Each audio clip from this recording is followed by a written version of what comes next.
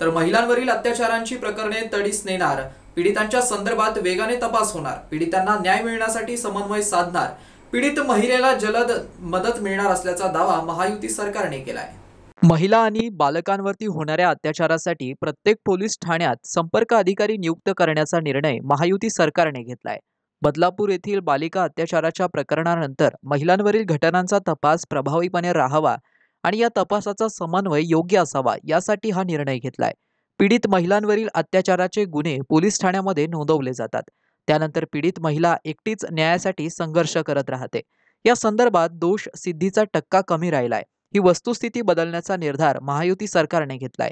महिलांवरील अत्याचाराची प्रकरणे तडीस नेणार, पीडितांच्या संदर्भात वेगाने तपास होणार आहे, पीडितांना न्याय मिळण्यासाठी आता समन्वय साधणार, पीडित महिलेला जलद मदत मिळणार असल्याचा दावा महायुती सरकारने आता केलाय।